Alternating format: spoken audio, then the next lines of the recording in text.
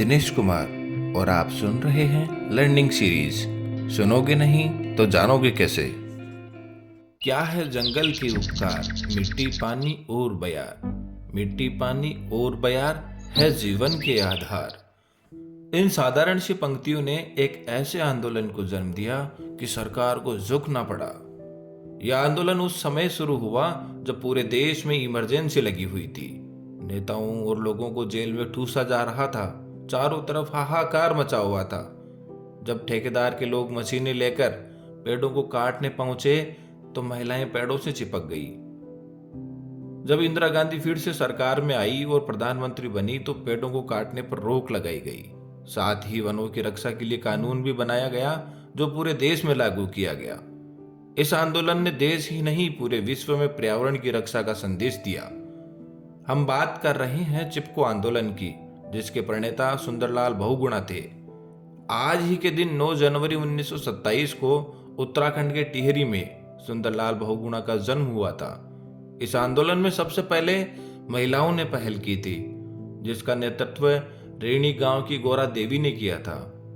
1974 में वन विभाग ने जोशीमठ ब्लॉक के रेणी गांव के पास पेंग मुरेंडा जंगल में पेड़ों को काटने के लिए चुना। यह इलाका 1970 की भीषण अलकनंदा बाढ़ से बुरी तरह प्रभावित था।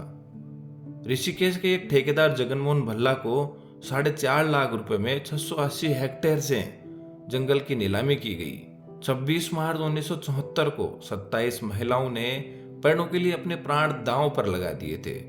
महिलाएं पेड़ों से चिपक गई तो ठेकेदार के लोग वापस लौट गए। लेकिन आज केवल सुंदरलाल बहुगुणा के जन्मदिन पर उनकी ही बात करेंगे। दरअसल देशभक्ति की भावना के साथ बड़े हुए सुंदरलाल बहुगुणा गांधी के विचारों से काफी प्रभावित थे। उनको नदियों से लेकर पहाड़ और शराब से लेकर चीड़ तक की चिंता थी। पहाड़ी के नीचे भागीरथी नदी के किनारे छोटी सी कुटिया में रहते थे। लाहौर से बीए किया था। पिता अंबादत्त बहुगुणा, माता पूर्णा देवी थी। पत्नी विमला से इनके 3 संतान हुई। 13 साल की उम्र में जब वे टिहरी के महान क्रांतिकारी अमर शहीद श्री देव सुमन के संपर्क में आए तो जीवन की दिशा ने अलग मोड़ ले लिया था।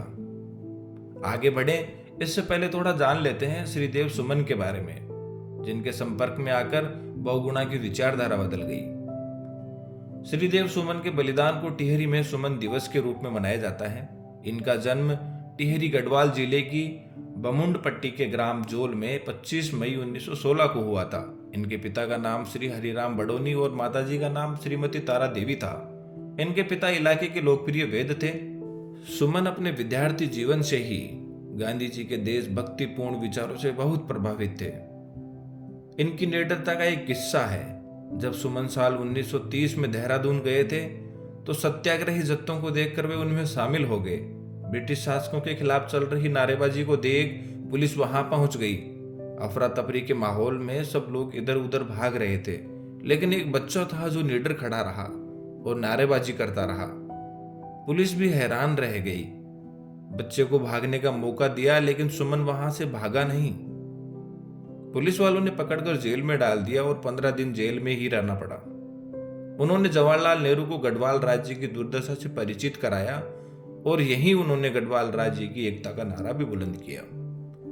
श्रीदेव सुमन ने टिहरी के राजा बोलंदा बद्रीनाथ से क्षेत्रीय वासियों के लिए पूरी आजादी की मांग की थी, जिससे नाराज होकर राजा ने उन्हें विद्रोही घोषित कर दिया था तथा पुलिस ने 27 दिसंबर 1942 को उन्हें गिरफ्तार कर लिया, जिसके बाद जेल में उन्हें काफी प्रताड़ना दी गई।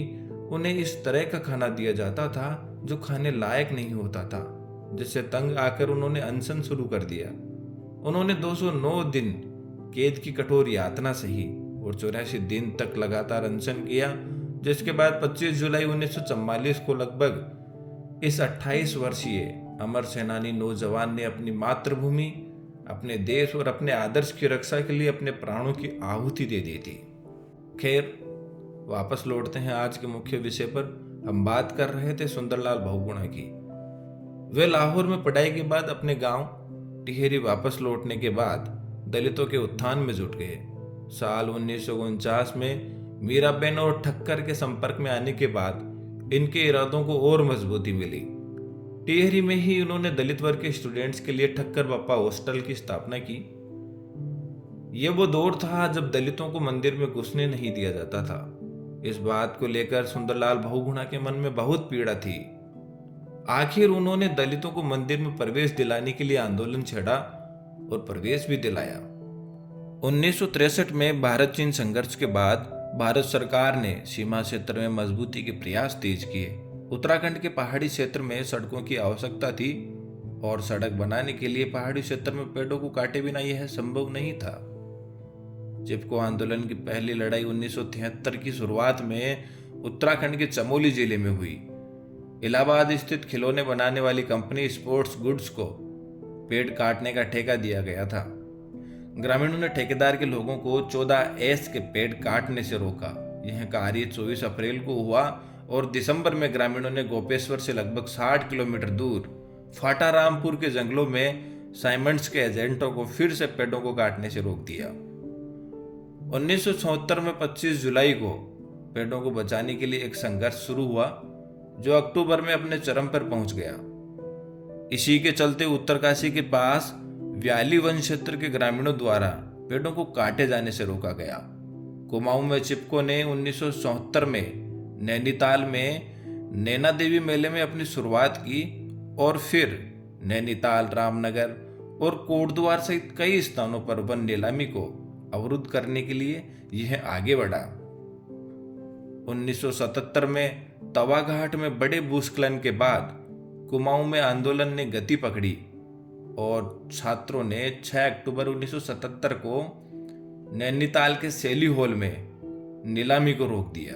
28 नवंबर 1977 को एक और विरोध करने पर छात्रों को पुलिस और कई कार्यकर्ताओं द्वारा जबरन तितर बितर कर दिया गया। गिरफ्तार लोगों ने नैनीताल क्लब को आग के हवाले कर दिया और पुलिस को गोलियां चलानी पड़ी। इस बीच टिहरी गढ़वाल में सुंदरलाल बहुगुणा के नेतृत्व में चिपको कार्यकर्ताओं ने मई 1977 से हैनवाल घाटी में पेड़ों की कटाई का विरोध करने के लिए ग्रामीणों को संगठित करना शुरू किया। उन्होंने आदवानी और सातेल के जंगलों की रक्षा के लिए दिसंबर 1977 में विरोध किया और अगले साल मार्च में नरेंद्र नगर में एक जंगल की नीलामी का विरोध करने पर महिलाओं सहित 23 स्वयं सेवकों को गिरफ्तार किया गया। 9 जनवरी 1989 को बहुगुणा को भी गिरफ्तार कर जेल में डाल दिया गया। इसके बाद बडियारगढ़ के जंगलों को बचाने के लिए चलाए जा रहे आंदोलन ने गति पकड़ी। सुंदरलाल बहुगुणा अप्रैल 1981 में अनिश्चितकालीन उपवास पर चले गए। उनकी मांग थी कि हिमालय में 1000 मीटर से ऊपर पेड़ों को काटे जाने पर पूर्ण प्रतिबंध लगाया जाना चाहिए। इसके बाद तत्कालीन प्रधानमंत्री इंदिरा गांधी ने वनों की कटाई पर रोक लगा दी। इसी साल वनों की रक्षा के लिए कानून भी बनाया गया। अब बात करते हैं बहुगुणा के सम्मान की। बहुगुणा के कार्यों से प्रभावित होकर अमेरिका की फ्रेंड ऑफ नेचर नामक संस्था ने 1980 में बहुगुणा को पुरस्कृत किया। 1981 में भारत सरकार द्वारा पद्मश्री पुरस्कार से नवाजा गया। 1983 में सुंदरलाल बहुगुणा ने पर्यावरणीय गिरावट की और देश दुनिया का ध्यान आकर्षित करने के लिए हिमालय में 4000 किमी की यात्रा की। इसके बाद साल 1987 में इस आंदोलन को सम्यक जीविका पुरस्कार यानी राइट लिवलीहुड अवार्ड से सम्मानित किया गया। साल 2009 में पर्यावरण संरक्षण के लिए पद्म विभूषण पुरस्कार से सम्मानित किया गया। एक पीड़ा जो मन में कहीं ना कहीं है। शुरुआत में आंदोलन का नेतृत्व करने वाली गोरा देवी की मौत 66 साल की उम्र में हो गई थी, लेकिन उनके बारे में ना तो कविताएं लिखी गई और ना ही उन्हें वो उपलब्धि मिली जो मिलनी चाहिए थी। हालांकि उन्हें मॉडर्न झांसी की रानी जरूर कहा जाता है। उनका जन्म 1925 को हुआ था और वो चमोली जिले के एक छोटे से गांव मारसा समुदाय में पैदा हुई। उनका परिवार उनके व्यापार में लगा था। शादी के बाद वो ऋणी नामक एक गांव में चली गई। जब गोरा 22 साल की थी और उनका 2 साल का बेटा था तो उनकी पति की मौत हो गई थी। उन्होंने खुद ही परिवार और व्यापार का जिम्मा संभाला था और अपने बेटे के साथ उन्होंने काम किया था।